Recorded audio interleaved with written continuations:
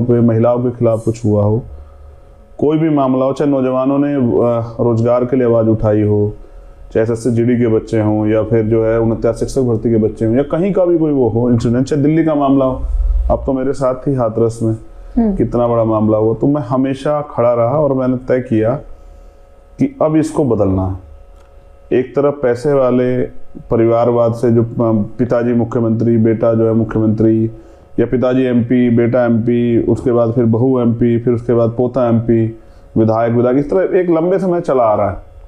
उस सिस्टम को जो एक मतलब एक तरह से कब्जा करके बैठा हुआ, उसको रोक के एक अच्छे लोगों को तैयार करके राजनीतिक व्यवस्था में शामिल कराना, उनको बताना राजनीतिक शक्ति क्या होती है। तो नेता माना है मान्यवर साहब श्री काशीराम साहब को, और उनके रास्ते पर चल रहा हूँ कि जो लोग राजनीतिक चेतना जिनमें जागरूक है उनको तैयार कर रहा हूँ कि वो उत्तर प्रदेश और देश में तैयार हो जाएं, क्योंकि बाबा साहब अम्बेडकर कहते थे कि हम प्रथम रंते भारतीय हैं। आज भारत के जो हालात है वो भारत माता की जय के नारे लगाने से काम नहीं चलेगा, उसको सुधारना पड़ेगा। उसको उन लोगों को सुधारना पड़ेगा जिन लोगों को इस दर्द को जो लोग महसूस कर रहे हैं। उत्तर प्रदेश और देश में रहने वाली सभी बहनों का भाई, और मैं बहुजन आइडियोलॉजी पे काम करता हूँ, जो इस देश के SC ST OBC माइनॉरिटी के लोग हैं जिनके पास राजनीतिक शक्ति नहीं। अच्छा, जात जो है, जो कास्ट है, वो आपको कब हिट किया कि अच्छा ये भी होता है कि वो ब्राह्मण होता है, अच्छा ये दलित होता है, इस तरीके का होता है? तो कास्ट डिस्क्रिमिनेशन जो है आपको अपनी लाइफ में कब फेस करने मिली कि आपने तय किया कि लीडर बनूंगा, पॉलिटिक्स में आऊंगा, इसको ठीक करूंगा? जब मैं स्कूल के डेज में गया, कक्षा 6 की बात है, बहुत पुरानी बात है, और 6 से भी पहले आप करोगे तो मैं समझता हूँ कि घर के अंदर से जब आप बाहर निकले और आप बाहर की आओ हवा में गए, व्यवहार में गए, तब आपको इसका सामना करना ही पड़ेगा, क्योंकि जाति एक सच्चाई है, इसको नकारा नहीं जा सकता है। मेरे आज भी याद है, मैं स्कूल में था और मैंने एक टीचर के लिए, क्योंकि वो क्लास में पढ़ाने नहीं आए, उसके लिए मैंने उनसे कहा अपने प्रिंसिपल से कि टीचर्स नहीं आ रहे हैं पढ़ाने के लिए। तो वो टीचर्स गुस्से में आए और एक डंडा लेके सबको पीटा उन्होंने, और बेसिकली उनको पता लगा कि शिकायत किसने की है। तो मुझे तो पिटाई के साथ साथ उन्होंने मुझे कुछ शब्द कहे जो मैं वीडियो में कह भी नहीं सकता हूँ, कड़वे शब्द थे। क्या शब्द थे? हाँ, उन्होंने मुझे कहा कि ये जो है सिर्फ वजीफा लेने के लिए आता है, इनको पढ़ने वढ़ने से कोई मतलब जाति पे गाली देके इस तरह। वजीफा लेने आता है? स्कॉलरशिप। अच्छा। हाँ, उस समय वंचित वर्ग के बच्चों को राशन भी मिलता था 3 किलो के लगभग, और मेरे पिता तो प्राइमरी स्कूल में टीचर थे तो मुझे नहीं मिलता था, तो हमें इस बात की जानकारी नहीं थी। लेकिन जब उस दिन गुरुजी ने बताया तो एहसास हुआ कि भाई एक छोटे से बच्चे को जब क्लास में आप इस तरह की बातें करते हैं, फिर आप जैसे लगातार मैं बड़ा होता गया तो मैंने महसूस किया कि देखो हमारी एक क्लास है जिसमें हमारे साथ पढ़ने वाली लड़कियां भी हैं, लड़के भी, उस बीच में क्लास में आपको कोई टीचर उठा के कह देता है इस तरह की बात, या आप जाते हैं गांव देहात में घूमते हैं तो वहाँ इस तरह की बात आ जाती है कि भाई देखो वो तो उस जात के लोग हैं, और तमाम तरह से। अब फिर उसके बाद जैसे बड़े होते गए, पढ़ने का मौका मिला, फिर ज़्यादा समय पिताजी के साथ रहने पर सीखने को मिला, जब उन्होंने अपने किस्से बताए कि जब वो टीचर होते हुए कहीं पढ़ाने के लिए गए तो उस गांव के लोगों ने कहा कि ये आपका गिलास है, आपको इसको संभाल के रखना है, आज के बाद चाय इसमें आया करेगी। तो आपके हिसाब से कास्ट होनी नहीं चाहिए इन द फर्स्ट प्लेस? बिल्कुल नहीं होनी चाहिए, कभी होनी नहीं चाहिए थी ना। और ये जिन लोगों ने बनाया उन्होंने बांट दिया चीजों को। देखो लोग, मैं ये कहता हूँ, जब मैं प्रयास करता हूँ कोई बात कहता हूँ तो एक बड़ा अपर कास्ट के लोगों की तरफ से एक रिएक्शन आता है कि आरक्षण व्यवस्था ने देश को कमजोर कर दिया। तो मैं उनसे अक्सर मेरा ये सवाल रहता है, आरक्षण है क्यों इस देश में? आरक्षण जाति आधारित है, ना कि आर्थिक आधार पे, कि जाति के हिसाब से डिस्क्रिमिनेशन होता है, जाति के हिसाब से शोषण होता है। तो जाति आधारित उन लोगों को जिनको लंबे समय से अधिकार वंचित रखा, उनको आगे बढ़ाने के लिए उनकी भी हिस्सेदारी हो जाए, क्योंकि अगर एक ही विचारधारा के, सोचे पूरे देश में बीजेपी की विचारधारा के लोग हो जाएं, तो जो बीजेपी की विचारधारा सहमत नहीं है, ये लोकतंत्र की बात है, तो उन लोगों का क्या हाल होने वाला है? जैसे अभी हुआ भी, जैसे किसान कानून पास हुए तो विपक्ष विरोध करता रहा और वो मार्शल के दम पे सब चीजें हो गई। तो यानी कि अलग अलग विचारधारा का आना जरूरी है, तो अलग अलग समुदाय के लोगों का प्रतिनिधित्व भी जरूरी है। वरना अगर एक थाने में या एक दफ्तर में एक ही जाति के लोग हो जाएंगे तो क्या दूसरी जाति के व्यक्ति को न्याय मिल जाएगा? तो मैं समझता हूँ प्रतिनिधित्व का मामला है, इसलिए वो लोग मुझसे कहते हैं, तो मैं उनसे कहता हूँ कि इसका बहुत आसान तरीका ये है, आप जाति का प्रिविलेज लेना बंद कर दीजिए। आप कहिए कि हम जाति विहीन समाज चाहते हैं। डॉक्टर अंबेडकर भी यही बात कहते हैं एलिनेशन ऑफ कास्ट में, कि जाति होनी चाहिए। जब लोगों को यही नहीं बताओ कौन किस जाति का, तो आरक्षण किस जाति को मिल जाएगा? जब हम सब लोग जाति से ऊपर उठ के भारतीय हो जाएंगे तो फिर क्या ढूंढते फिरेंगे कि कौन है, फिर तो सब चीजें बदल जाएंगे। तो ये जात पात हटाई देना चाहिए, कास्ट एक बिल्कुल हटा देना चाहिए। बिल्कुल हटा देना जब चाहिए। किसी की कोई कास्ट ही नहीं होगी तो रिजर्वेशन की तो बात फिर भी नहीं होगी, कोई इसका प्रिविलेज ले ही नहीं पाएगा तो रिजर्वेशन की बात फिर भी नहीं कर्म होगी। प्रधान हो जाएगा ना। तो मैं समझता हूँ जब देश आजाद हुआ तब भी यही हुआ कि जो पैसे वाले थे वो पैसे वाले रह गए और जो अधिकारों से सुविधाओं से वंचित था वंचित ही रहा। आज उन्हीं के लिए तो डेमोक्रेसी के अंतिम व्यक्ति को सुविधाएं मिल जाए। लेकिन आप समझिए कि अगर आज भी सरकारें कहती है कि हम राशन दे रहे हैं और हम नमक दे रहे हैं, देखिए कितना क्या बुरा हाल है, हम दाल दे रहे हैं, चना दे रहे हैं, तो आप समझिए कि आज भी नहीं मिला है। गरीबी हटाने के नारे के साथ गरीबों को हटाने के नारे को बढ़ावा दिया गया और आज भी लोग बुनियादी सुविधाओं से वंचित हैं। उनके लिए वो सुविधाएं जो अमीरों को मिली है उनके लिए सिर्फ सपने हैं और ये नहीं होना चाहिए था। ऐसा नहीं कि हमारे देश में रिसोर्स नहीं है, छोटी बहन बहुत रिसोर्स हैं, लेकिन आप समझो तो सही राजनीति क्या है। एक आदमी जो एमएलए बनता है वो 50 करोड़ का मालिक हो जाता है 5 साल में, जैसे उसने कोई नया बिजनेस खोल लिया। एक आदमी जो एमपी बनता है वो 100 करोड़ का मालिक हो जाता है, कहीं फैक्ट्री का मालिक हो जाता है, उसके कई फार्म हाउस हो जाते हैं। तो इस राजनीति को आप क्या समझते हैं कि वो राजनीति कर रहा है, लोग जनता की सेवा कर रहा है या वो कोई बिजनेस कर रहा है? भाई बिजनेस में तो आपकी आमदनी बढ़ रही है ना। अगर आप जनमानस के काम करोगे तो आपकी आमदनी घटेगी, जब आप किसी की मदद करोगे आपके पैसे कम होंगे। तो ये जो भ्रष्टाचार की राजनीति ना, मुझे इससे नफरत होगी। मैं समझता हूँ कि सबको अवसर मिलना चाहिए और जो कहे, जैसे आज मैंने कोई घोषणा पत्र जारी किया, मुझे अवसर मिला, मैंने उसको पूरा नहीं किया, तो जनता क्या करे? जनता इंतजार देखे दूसरे चुनाव। उससे अलग होना ही चाहिए कि जब मैंने घोषणा पत्र नहीं, मेरा शपथ पत्र होना चाहिए और मैं नहीं करता तो वो कोर्ट जाके चैलेंज करा के मेरी सरकार को बर्खास्त करा दे। आपकी पर्सनालिटी भी बहुत स्ट्रांग है आजाद, और आपका कैरेक्टर बहुत स्ट्रांग है, आपके थॉट्स बहुत क्लियर है, बहुत बुलंद थॉट्स है। पर मुझे एक बात बोलेंगे, ऑफेंड मत होइएगा, गुस्सा नहीं होइएगा, मेरा ऑब्जर्वेशन है ये, और मेरे को बिल्कुल, हम सब कहाँ, हम लोग छोटे पत्रकार, आप लोग सब इतने बड़े पॉलिटिशियंस हैं। मुझे एक चीज लगती है कि जब भी पॉलिटिकल गेन में टर्न करने की बारी आती है ना कहीं आप थोड़ा बहुत स्टेटमेंट बाजी में रह जाते हैं। जैसे कि मैं एग्जांपल देना चाहूंगी, जैसे लोकसभा इलेक्शन में आपने बोला कि मैं मोदी के खिलाफ वाराणसी से लड़ूंगा, फिर आप इवेंचुअली आप नहीं लड़े। देखिए, जब आपको शायद पता भी था कि हो सकता है मैं ना, कई लोगों ने आपसे ये सवाल मीडिया में पूछा भी था कि अरे आजाद तुम कहाँ जीतने वाले हो, आपने कहा जीतने की बात नहीं है, ये भी तो उनको पता चलना चाहिए कि कोई है उनके खिलाफ लड़ने के लिए। अब आपने, आपकी जो आजाद समाज पार्टी है, आपकी पॉलिटिकल पार्टी है आजाद समाज पार्टी, अब आप वो पहले कैंडिडेट हैं जिन्होंने बोला है कि मैं योगी आदित्यनाथ के खिलाफ, जो कि सिटिंग चीफ मिनिस्टर है उत्तर प्रदेश के, उनके खिलाफ उन्हीं के होम टर्फ गोरखपुर से चुनाव लड़ूंगा। ये एक बहुत स्ट्रॉन्ग और बहुत ही पावरफुल स्टेटमेंट है, बहुत अच्छी मैसेजिंग गई है। पर क्या सही में आपको लगता है स्ट्रेटेजिकली कि आप जीत पाएंगे वहां से? आई मीन वो बेस्टन रहा है भारतीय जनता पार्टी का। नहीं, अच्छा सवाल है। अच्छा, मुझे बड़ी खुशी हुई किसने पूछा। पहली बात तो मैं शुरू करता हूँ, पहली बात तो आप छोटी पत्रकार नहीं हो। अच्छा, मुझे नहीं पता कि बड़ा नेता कैसा होता और छोटी पत्रकार कैसी होती। मैं जानता हूँ कि जो तनुश्री ने किया था हाथरस में, वो सब लोग नहीं कर सकते, उसके लिए बड़ा जिगरा चाहिए। दूसरी बात, आपने कहा कि योगी आदित्यनाथ के खिलाफ और आपने मोदी के खिलाफ भी घोषणा की। देखो, मैंने घोषणा की थी और मैं चाहता था लड़ना, और मैंने विपक्ष से अपील भी की कि मुझे आप लोग जो है ना संयुक्त उम्मीदवार बना दीजिए। लेकिन देखिए, मेरा व्यक्तिगत सुख और मेरा व्यक्तिगत स्वार्थ भी मेरे समाज से बढ़ के नहीं है, इस आंदोलन से बढ़ के नहीं। हम ये चाहते थे कि 4.5 साल में उस समय जो बवाल पूरे देश ने झेला, बड़ी बड़ी बातें हुई, 15 लाख देंगे, रोजगार देंगे 2 करोड़ लोगों को, ये करेंगे, इकोनॉमी 5 ट्रिलियन कर देंगे, पता नहीं क्या क्या काम, महिला सुरक्षा पे कर देंगे, अभी कुछ हुआ नहीं। तो देश में गुस्सा था। हमने विपक्ष से कहा कि आप सबसे ताकतवर उम्मीदवार उनके प्रधानमंत्री हैं बीजेपी की तरफ से, आप उनके खिलाफ ताकतवर उतारिए, और अगर नहीं उतारते तो आप हमें अवसर दीजिए। लेकिन जब हम क्योंकि हमारी पार्टी नहीं थी, हमारा आंदोलन था, और तब जिनको नेता तब तक हमने माना, आज भी मैं उनका सम्मान करता हूँ, आदरणीय बहन जी का, उन्होंने ये ट्वीट किया, आप चेक कर लीजिए।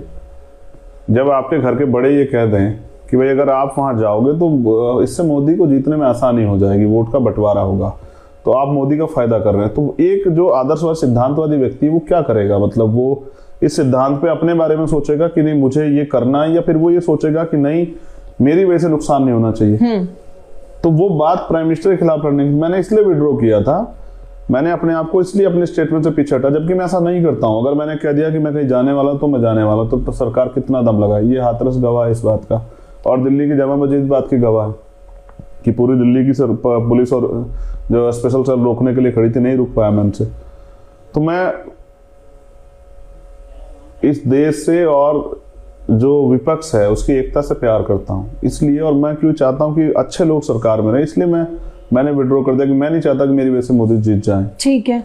वो बात थी 2019 की। हाँ जी। अब हम 2022 में। बिल्कुल। उत्तर प्रदेश मेरी जमीन है, मैं उत्तर प्रदेश का रहने वाला हूँ। हाँ जी। मैंने यहाँ आंदोलन किए हैं, हमने यहाँ लड़ाई लड़ी है, हमने यहाँ तमाम तरह के हर मुद्दे में हम लोग खड़े रहे, और सरकार ने जो भी गलत काम किया उसमें हमने जनता के साथ साथ जाकर लड़ाई लड़ी, चाहे वो किसानों का मामला हो, चाहे सीए एनपीआर एनआरसी का मामला, मैं अकेला व्यक्ति था जेल गया, तमाम चीजें हुई। आज सब नेता आ रहे हैं, क्या ये 5 साल भी थे सड़कों पे? इनको भी छोड़ दीजिए। मैंने बहुत दिन पहले कहा था, क्योंकि जब मैं आपको याद दिला, लड़ाई की शुरुआत तो उन्होंने की थी। किन्होंने? योगी आदित्यनाथ ने। अच्छा। जब मैं निर्दोष होते हुए अपने लोगों की लड़ाई लड़ रहा था सब्बीरपुर में, और मुझे जेल डाला गया, कोर्ट ने मुझे बेल देके कहा कि चंद्रशेखर को राजनीतिक कारणों से, राजनीतिक उससे प्रेरित होकर जेल में वो क्या नाम मुकदमे दर्ज किए गए, इनको हम बेल देते हैं। फिर मेरे ऊपर रात को ही 3 बजे नशा लगा दी जाती है। मेरी समझ में उस दिन आया कि राजनीतिक सत्ता कितनी ताकतवर होती है, कि एक निर्दोष को आप उसकी हत्या भी करा सकते हैं, उसको मरने के लिए छोड़ भी सकते हैं, उसका क्या नुकसान होगा आपको नहीं मतलब है। मेरे 16 महीने मुझे मुख्यमंत्री नहीं लौटा सकते हैं। उस दिन मैंने तय कर लिया था कि जब मौका मिलेगा, लोकतंत्र का पर्व आएगा 5 साल बाद, तो मैं जरूर जो है उस तानाशाह से टकराने के लिए जाऊंगा।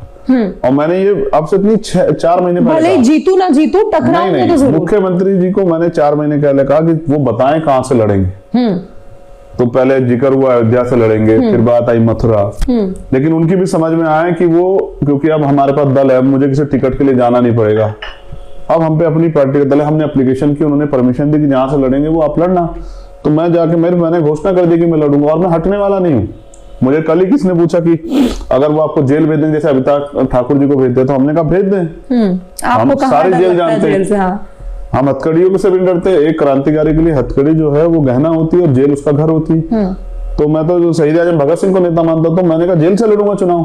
अब रही बात जीतने की, तो मैं गोरखपुर का इतिहास आपको बताता हूँ। 1971 में टीएन सिंह वहां से मुख्यमंत्री थे, गोरखपुर में ही हारे चुनाव, मुख्यमंत्री रहते। मैंने तो प्रधानमंत्री इंदिरा गांधी जी को हारते हुए देखा, राजनारायण सिंह जी ने हरा दिया, वो भी क्रांतिकारी थे। अर्जुन सिंह चीफ मिनिस्टर थे मध्य प्रदेश, उनको बाबू सुखलाल कुशवाहा हमारे नेता रहे, उन्होंने हरा दिया। आप ये समझिए, जनता हराती और जनता जिताती। आप बताओ, करेक्ट है क्या 2017 में बीजेपी की तरफ से चीफ मिनिस्टर के कैंडिडेट योगी आदित्यनाथ थे? नहीं थे। ये तो बाद में सदन ने, जो सदन उनका था, उन्होंने चुना। चुनाव तो केशव प्रसाद मौर्य के नाम पे लड़ते, समर्थन तो उनके नाम पे मिला था। लेकिन जो उत्तर प्रदेश में कोरोना काल में झेला, क्या उत्तर प्रदेश के लोग उसे भूल जाएंगे? मैंने देखी एक तस्वीर मेरे जहन में आज भी है कि एक महिला अपने पति को मुंह से सांस दे रही थी उत्तर प्रदेश में, ऑटो में। वो तस्वीर बड़ी वायरल हुई, और मैंने ये देखा कि लोगों ने वो बच्चे जो है ना, ऑक्सीजन बेड वेंटिलेटर मिले, उन्होंने दम तोड़ दिया हाथों में। बहुत सारी बहनें जो हैं वो उनके पति जो है उनसे चले गए, किसी का बेटा चला गया, किसी की बहन चली गई, किसी की माँ, किसी के पिताजी। और गोरखपुर में जो दूसरा कैंडिडेट दिया गया समाजवादी की तरफ से, वो खुद जो है माँ मेरी शुक्ल जी, उनके पति जो पूर्व विधायक है, वो भी इसी कोरोना काल में गए। मैं उनका भी सम्मान करता हूँ, मैं आशीर्वाद लेने उनसे भी जाऊंगा। लेकिन सच ये है कि हमने अपनों को खोया, सब लोगों, और उसके लिए जिम्मेदार थे योगी आदित्यनाथ। क्योंकि जब चुनाव चल रहा था, जब कोरोना आया, तो मुख्यमंत्री जी गए थे बिहार में प्रचार करने, पहली लहर में, और जब दूसरी लहर आई तो मुख्यमंत्री जी बंगाल में प्रचार करे। अगर उन्हें उत्तर प्रदेश के लोगों से प्यार नहीं, तो गोरखपुर का इतिहास रहा है, जिनको गोरखपुर से प्यार नहीं, गोरखपुर के लोग उनको भी वहीं भेज देते हैं जहां से वो आए। इसलिए मैं गोरखपुर लड़ने जा रहा हूँ। और ऐसा नहीं है, मैं भी ये देखना चाहता हूं कि लोग मेरे काम को जानते हैं, मेरे संघर्ष को जानते हैं, मैंने हमेशा लड़ाई लड़ी है। तो मैं देखना चाहता हूं कि आज समाज कहां खड़ा है, वो क्या सोच के साथ वोट करता है। क्या वो किसी अयोग्य व्यक्ति को वोट देना चाहता है जिसके शासन में उत्तर प्रदेश बदहाल हो गया? क्या नहीं सहा, नौजवान अगर रोजगार मांगेंगे तो लाठी लगी किसने? अगर उनका डॉक्टर कफील खान उदाहरण नहीं है क्या? गोरखपुर में जो मुख्यमंत्री बड़े बड़े वादे करते हैं, क्या जापानी बुखार से वो हर साल नहीं आता, इतने बच्चों की जान नहीं जाती? जो अपने विधानसभा में लोगों की मदद ना कर पाया, वो बड़े बड़े दावे करे, ये कहने में तो बहुत अच्छा लगता है। और कितने ताकतवर हैं कि उनके मुख्य सचिव भी दिल्ली से डिप्यूट होते हैं, उनको पता भी नहीं होता। उनको दफ्तर में आगे पता लगता है कोई मुख्य सचिव जो रिटायर, ये सब बातें तो आपको पता है। आपको लगता है ग्राउंड पे लोग जब वोट देने जाएंगे, गोरखपुर जो कि एक बहुत, बिल्कुल बात सही है, देखिए जनता का कुछ नहीं कह सकते, लोग हारे भी हैं, डेफिनेटली हारे हैं, पर आपको लगता है, सच्ची मुझे बताइए, मन का आंसर बताइए, ऐसे नहीं बना बनाया नहीं, मन से बताइए, आप गोरखपुर में कॉन्टेस्ट करने जा रहे हैं योगी आदित्यनाथ के खिलाफ, आपको लग रहा है आप जीत जाएंगे? सिंपल यस और नो। जब अकेले आप सोते हैं ना, क्या लगता है कि ठीक है, बहुत जीत जाऊंगा? देखो, मैं बहनों से झूठ नहीं बोलता। हाँ, सच में नहीं बोलिए। मैं विश्वास के साथ कहता हूँ, योगी आदित्यनाथ हो सकता है कि चुनाव से पहले चुनाव ना लड़ने की बात कह दें, और हो सकता है अगर चुनाव हो तो योगी आदित्यनाथ चुनाव हार जाए, और मुझे भरोसा है कि मैं चुनाव जीतूंगा। मैंने हवाई घोषणा नहीं की, हम तो संगठन है वहाँ। हाँ। हमने वहाँ काम किया है, वहाँ के इश्यूज को मैंने उठाया है। अनीस कनौजिया की हत्या हुई थी, मैं गया था। कई ऐसे मामले हैं जिसमें मैंने बढ़ चढ़ के वहाँ हिस्सेदारी ली है, और लोगों में मेरे प्रति विश्वास, हमारा संगठन वहाँ काम कर रहा है। मैंने कल ही वर्चुअल रैली की है, सारे बूथ पे हमने कमेटियां बनाई है, हम लोगों से संवाद कर रहे हैं। जैसा आपने कहा कि ये आपको पता है चंद्रशेखर, लेकिन वो जो मैं अकेला चुनाव नहीं लड़ूंगा ना, वो जो तमाम लोग वहाँ यूनिट के लोग काम कर रहे हैं, वो हमारा मैनिफेस्टो लेके जा रहे हैं जनता के बीच। पब्लिक सपोर्ट है आपका ग्राउंड पे? हाँ, वो रिजल्ट के साथ ही तय हो जाएगा जब मैं वहां जाऊंगा, आप देखना। हम यहाँ एजुकेशन पे बड़ा काम करेंगे। कोई जाति धर्म का व्यक्ति हो, उसके लिए शिक्षा जो है, वो जो विद्यार्थी है उसके लिए शिक्षा हम लोग, चाहे एकेडमिक हो, चाहे वो टेक्निकल हो, और चाहे वो प्रोफेशनल हो, वो सारी एजुकेशन फ्री करेंगे। तो क्या लोगों के लिए मुद्दा नहीं है? आप स्टेट में एजुकेशन फ्री कर देंगे? हाँ, ये हमारे मैनिफेस्टो में है। मैं तो शपथ पत्र दे रहा हूँ, जब ये होगा आम जनमानस को उसका लाभ मिलेगा। नौजवान क्या चाहता है? ये सब बोलने वाली बातें होती हैं कि पूरा स्ट्रेटेजिकली प्लान होता है कि ये रहा बजट, ये होगा ऐसे, और हो सकता है, ये पॉसिबिलिटी है कि एजुकेशन को उत्तर प्रदेश में फ्री कर दिया जाए। हाँ, पॉसिबिलिटी है। 1 करोड़ 62 लाख रुपए एक दिन के प्रधानमंत्री की सुरक्षा पे खर्च होते हैं।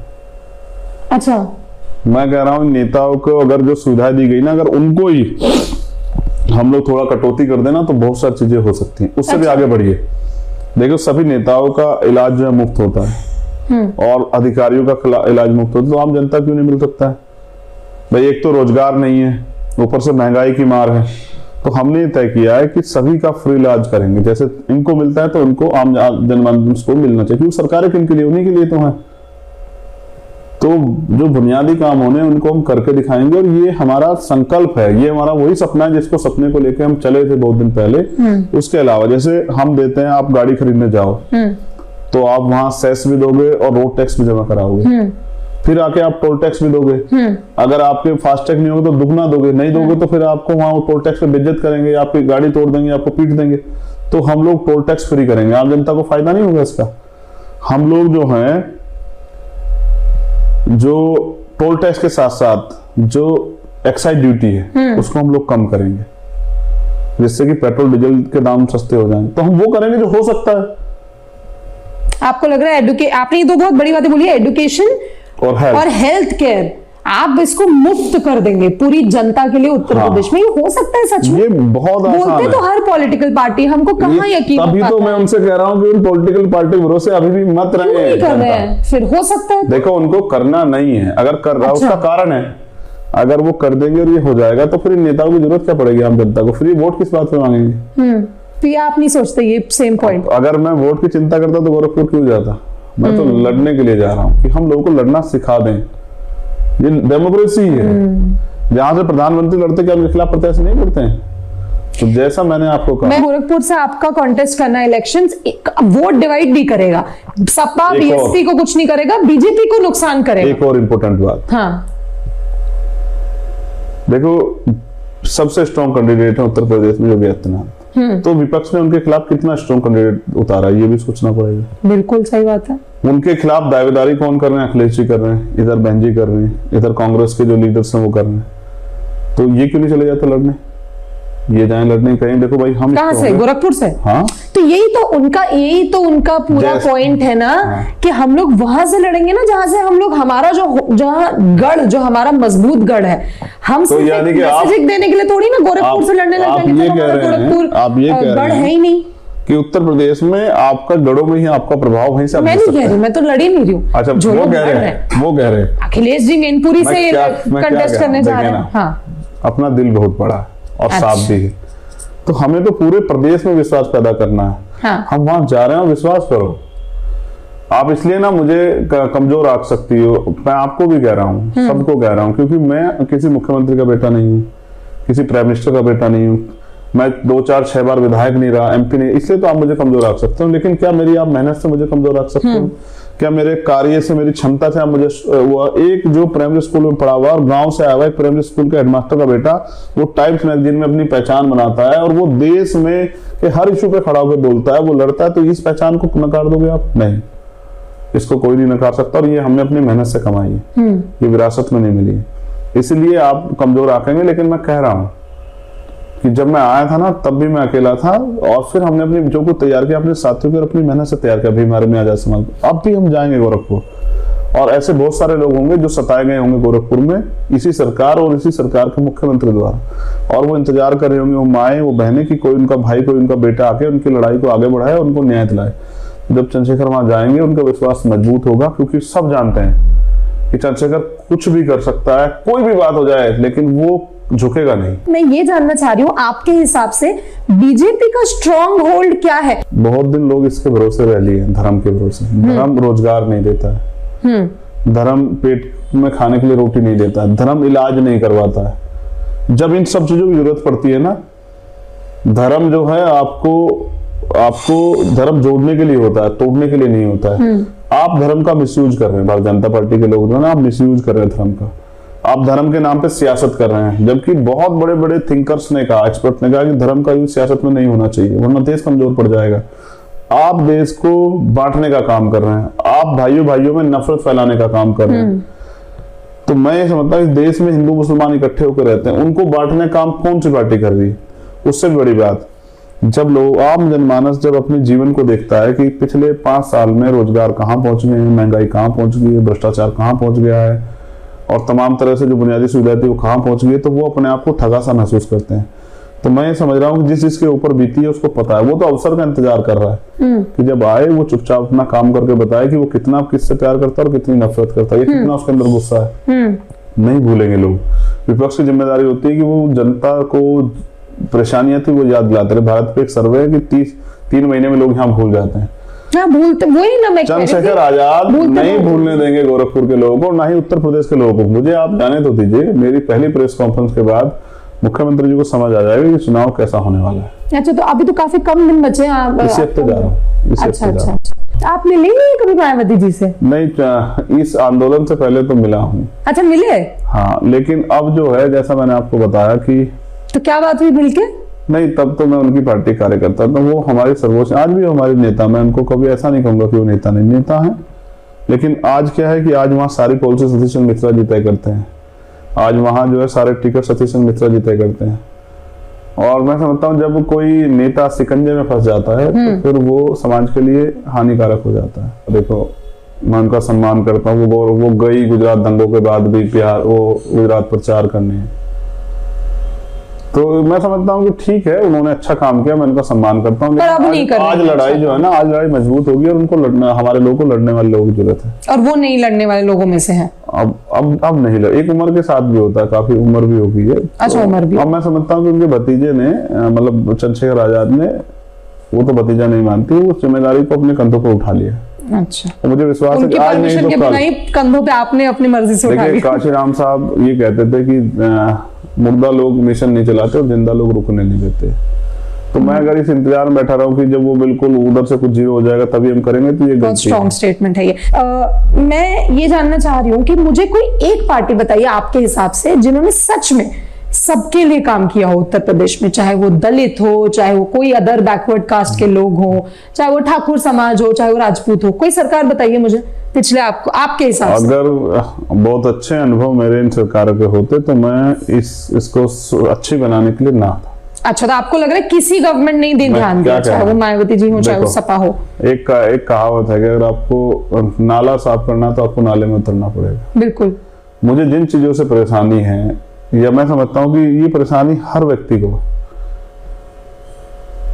परिवारवाद, विरासत, फिर मुद्दों आधारित राजनीति, फिर व्यापार पे आधारित राजनीति, कॉर्पोरेट सेक्टर को बढ़ावा, तमाम तरह से आम जनमानस के मुद्दों को भूल जाना, झूठे विज्ञापन, झूठे जो है अखबार में बड़े बड़े जो है पोस्टर छपवाना, झूठे जो है मैनिफेस्टो जारी करना, चुनाव के बाद जनता अगर आपको मिले तो उनसे कह देना अगली बार वोट मत देना। इन्हीं से मुझे एलर्जी, इन्हीं से मुझे मेरी लड़ाई है।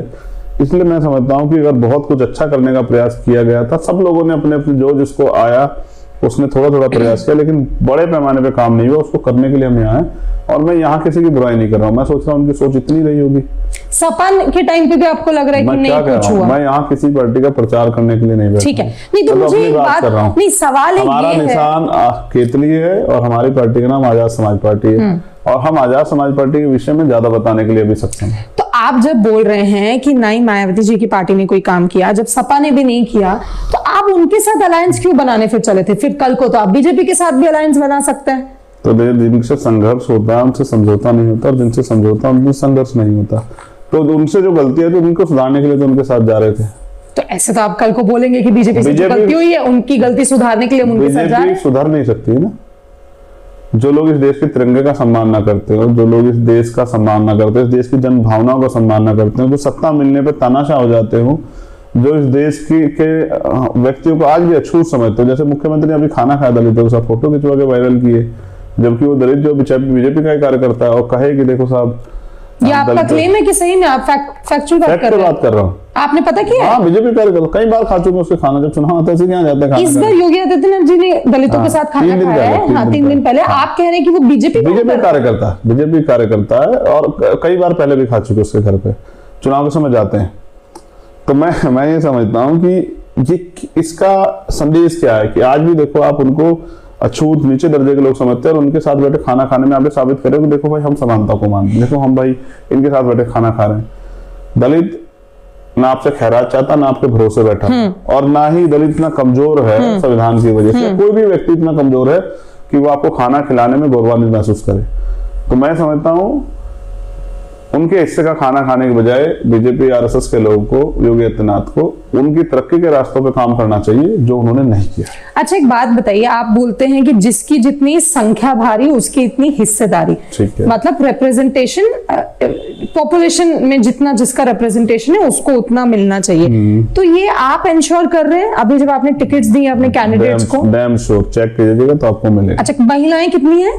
बड़े पैमाने पर देखिए, हुआ क्या है ना, हमारे यहाँ जो बहुजन समाज की महिलाएं वो ज्यादा तैयार नहीं हुई हैं अभी। इसलिए तैयार नहीं क्योंकि लंबे समय से आज भी उनको अभी जो महिलाएं राजनीति कर रही है, आपको मिलेगा 1% ऐसी महिलाएं जो व्यक्तिगत मेहनत करके आगे बढ़ी, या फिर वो बढ़ी कैसे कि उनके पति राजनीति करते हैं, या उनके पिता राजनीति करते हैं, या उनके देवर जेठ राजनीति करते हैं, या फिर उनके पारिवारिक राजनीति चली जा रही है, वही लोग बढ़े हैं। एक आधा उदाहरण जैसे बहन जी जैसा, मायावती जैसा उदाहरण आपको वो संघर्षशील का उदाहरण बहुत कम मिलेगा। इसलिए मैं समझता हूँ कि वो धीरे धीरे तैयार है और जितनी तैयार हो गई हैं उतनी बहनों को हमने संगठन में भी और आगे बढ़ाने का काम किया। टिकट दिया है 32 लोगों का अभी आपने लिस्ट जारी किया है। उसमें मैंने बताया ना कि जहां जहां हम पे, क्योंकि हम एक गलतफहमी में रहे गठबंधन की, तो उस वजह से हमारा काम थोड़ा पीछे गया। हमने प्रयास किया कि जहां जहां जो भी बहन तैयार होगी और वो लड़ना चाहती है, हमारे यहाँ आवेदन चेक कराएंगे। जिसने आवेदन किया है तो हमने प्रायोरिटी दी है कि उनको लड़ाओ और उनके लिए मेहनत करने में खुद जाऊंगा। अभी 32 में से कितनी महिलाएं हैं? जो पहली लिस्ट है, वो लिस्ट जो है वो जारी की गई है हमारी पार्टी के द्वारा। हाँ, उसमें से तो कोई भी मैं जिनसे मिला है, देखो अकपुर काजी से हमारी महिला कैंडिडेट है, हाँ, और बरेली से हमारी महिला कैंडिडेट, बरेली सदर से। मैं दोनों बहनों का नाम तो नहीं जानता। नहीं, नाम नहीं बताइए, तो ये 2 हुए अब तक। हाँ, मैं यही कह रहा हूँ। मेरठ दक्षिण में हमारी महिला कैंडिडेट है कुसुम जी, उनसे तो मैं व्यक्तिगत मिला, मैं मेरठ गया था। तो जहां जहां तैयार हो गई हैं और वो लड़ना चाहती हैं, हमने हाथ आगे बढ़ा के उनको कहा है कि आइए और हम पीछे खड़े होकर राजनीति में आपके सहयोग करेंगे। आपकी पार्टी, आपका संगठन, विदाउट अलायंस बताइएगा, स्मॉलर पार्टीज को हटा के बताइए, आपका संगठन कितना बड़ा है, कितने लोग हैं, थोड़ा बताइए। और कैसे लोग हैं? मतलब देखिए, कहीं ना कहीं थोड़ा बाहर से एक नोशन है, ओपिनियन है कि अच्छा भीम आर्मी एक्टिविस्ट हैं, 4-5 लड़के लोग ले आए, लड़ रहे हैं, स्लोगनिंग कर रहे हैं। पॉलिटिकल एक्यूमेंट कितना है आपके लड़कों में? हमने तो पढ़े लिखे लोगों को ही आगे बढ़ने का अवसर दिया है। दूसरा, जैसे आपने कहा कि हम जिला पंचायत का चुनाव लड़े थे, जैसे कुछ लड़के हैं आगे हैं, ये कहना आसान है क्योंकि परिवर्तन आपको अच्छा नहीं लगता है। कोई महिला खड़ी होगी आपके सामने और अपने हकों की बात करेगी, आपको अच्छा नहीं लगेगा पुरुष प्रधान देश को। या कोई जो नीचे से उठ के आ जाएगा तो वो बड़े बड़े राजनीतिक दलों को और बड़े बड़े एक्सपर्ट को अच्छा नहीं लगेगा। कोई अगर मेहनत करके अच्छी पत्रकारिता करके आगे बढ़ जाएगा तो ये अच्छे लोगों को अच्छा नहीं लगेगा। तो मैं समझता हूँ कि हम जिला पंचायत चुनाव में जीते। देखो, हम मुजफ्फरनगर जीते, उत्तर प्रदेश का कोई जिला बचा हुआ जिसमें हम नहीं जीते, तो वोट तो हमें जनता नहीं दिया।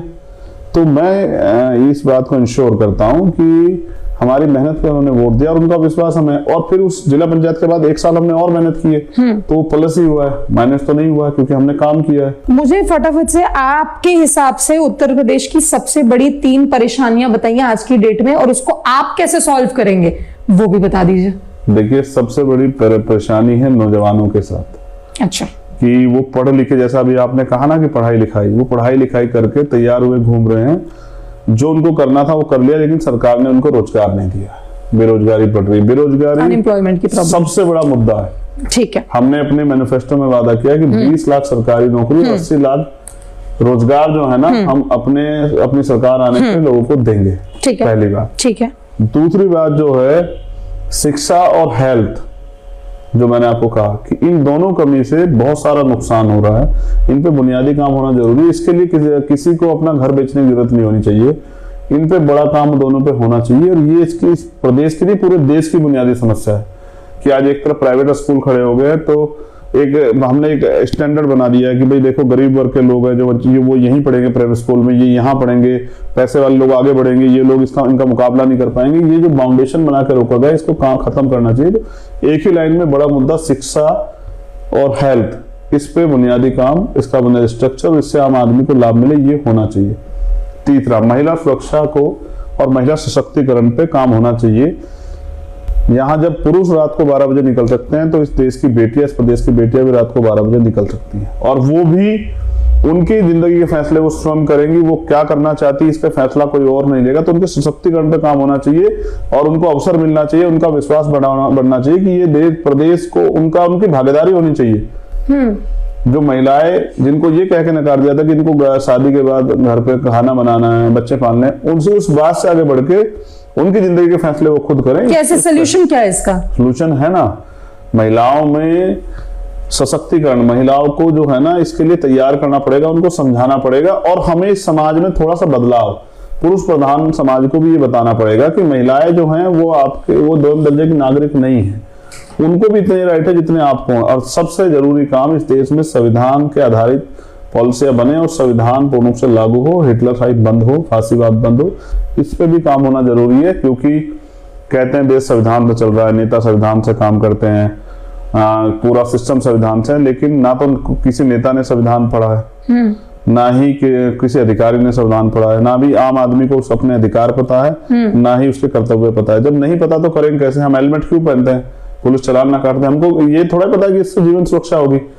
हमें बुनियादी चीजों पे जो कॉन्स्टिट्यूशनल राइट्स हैं, कॉन्स्टिट्यूशनल ड्यूटी है, संवैधानिक अधिकार और संवैधानिक कर्तव्यों को बताना पड़ेगा, तभी तो जाके लोग जो है ना एक दूसरे से जुड़ेंगे, कनेक्ट होंगे। इस पे काम होना जरूरी है, जिसको नकारा गया। जॉब्स, आप जॉब्स कैसे लाएंगे स्टेट में? जॉब्स, मैं फिर आपको बता दूं कि जॉब्स तो हैं, बैकलॉग इतना पड़ा हुआ है, और तमाम तरह से जितने सरकारी सिस्टम थे उसको धीरे धीरे खत्म किया जा रहा है, जानबूझे खत्म किया जा रहा है। क्योंकि जब ये सरकारी सिस्टम खत्म हो जाएगा तो सरकारी नौकरी के लिए नौजवान सड़क पे आके अपनी बात नहीं रखेगा। अभी आप देखिए, पेपर होता है इसी उत्तर प्रदेश में, तो सबसे पहले लीक हो जाता है। लीक हो जाएगा तो फिर उसमें जो कॉन्स्टिट्यूशनल प्रोविजन है उसको नहीं पालन करेंगे, अपने लोगों को चुपचाप दे देंगे पिछले दरवाजे से। तो बहुत सारी चीजें हैं। जैसे हमने एक पॉलिसी हम लाए थे, ये तो सरकारी रोजगार वो तो है ही है, जो सरकारी डिपार्टमेंट्स है उनमें है बैकलॉग है, और नई नियुक्तियां जो है, ठीक है, हर सरकार करती है। उसके अलावा उससे आगे बढ़ के जैसे हमने कहा कि जो बंजर भूमि है, जो हर ग्राम पंचायत में 200 बीघे 400 बीघे पड़ी हुई है, उससे हम जो है रोजगार पैदा करेंगे। उनको हम आम लोगों में डिस्ट्रीब्यूट करेंगे, जो जिनको जरूरत है, जो बेरोजगार है, जो शोषित समाज से आते हैं, जिनके पास आर्थिक संसाधन नहीं और जिनके पास रोजगार के काम, उस पर हम मेडिसिन प्लांट गवर्नमेंट के से ऐड देके या इस तरह से चीजें जो है ना उसको डेवलप करेंगे। वहां से उसको वो एक्सपोर्ट होगा, उससे दवाइयां बनेंगी। तो तमाम तरह से हम रोजगार के अवसर वो कर सकते हैं। अभी मैं आपको बता दूंगा, तो विपक्ष के लोग जो हैं इसी को वो कर लेंगे और इसी पे कह देंगे कि हम ऐसे रोजगार देंगे। तो हमने तो बनाया है, जो हम कह रहे हैं मुझसे रोजगार दे सकते हैं, हमने बनाया है कि किस तरह से रोजगार देना। मैं हवा में बात नहीं कर रहा हूँ, जो हम कर सकते हैं वही हमने बनाया। हम ये नहीं कह रहे कि 15 लाख दे देंगे, कहां से दे देंगे 15 लाख, लेकिन हाँ, हम हर व्यक्ति को 5,000 रुपए महीना जो शिक्षित बेरोजगार है उसको दे सकते हैं। आपका चश्मा आजकल नहीं दिख रहा है। अब एक अच्छी, एकदम शुरू में जब आए थे तो ये राउडी लुक था आजाद का, चंद्रशेखर आजाद का, और अब ये स्पेक्स पे आ गए। आप कहाँ है चश्मा, कहाँ है आपका? जिम्मेदारी बढ़ गई है। नहीं, थोड़ा तो एक बार फिनिश में तो लगाना ही चाहिए चश्मा, थोड़ा लगा लीजिए। दूसरा जो है ना, आपने कहा कि स्पेक्टिकल्स पे आ गए हैं, तो समस्या ये हुई कि जेल में रहने का एक बड़ा नुकसान ये है, क्योंकि एक ही रंग की दीवारें होती हैं और लगातार मैं आपको सामने में तो रहा तन्हाई में 16 महीने, तो आई साइड वीक होती है, तो मेरी आई साइड वीक हो गई है। तो इस वजह से मैं वो धूप की वजह से तो लगा लेता हूँ। तो मैंने प्रयास किया है कि भाई मैंने ये सनग्लासेस जो हैं आई साइड वाला ही बनवा लिया है, जिससे ना अगर धूप हो तो ये ब्लैक हो जाता है। ये तो वो रईस मूवी में शाहरुख खान वाला सनग्लास लग रहा है, ये कि काला हो जाता है बाहर? ये चंद्रशेखर आजाद का सनग्लास है। हाँ। और जब ये छांव होती है तो इससे आसानी से मैं अपनी जो डॉक्यूमेंट्स उनको साइन कर पाता हूँ, पढ़ पाता हूँ। और ये बाहर काला हो जाता है? हाँ, काफी स्टाइलिश है, स्टाइलिश है। अब स्टाइलिश नहीं, मैं समझता हूँ कि ये तो सबके अधिकार है, सब आपको भी लगाना चाहिए। हाँ नहीं बिल्कुल, मैं तो लगाती हूँ। मैंने देखा आपको भी कहीं इंटरव्यू में, अभी आप भी लगाते हैं, तो सब लगाते हैं, अच्छा है ना। तो जो भी आपको जिस चीज से सहायता हो जाए, नहीं बिल्कुल सही बात है, वो आपको तो यूज करना। अच्छा सर्दी है, हाँ। अब आप उससे कहो कि आप हाफ शर्ट पहन के घूमो, तो ये तो बेवकूफी हुई ना। तो आपको जैकेट पहननी चाहिए जिससे आपको फायदा हो, तो इससे मुझे पढ़ने में आसानी होती है। चलिए, बहुत शुक्रिया आपका चंद्रशेखर आजाद हमसे बात करने के लिए। बहुत बहुत धन्यवाद।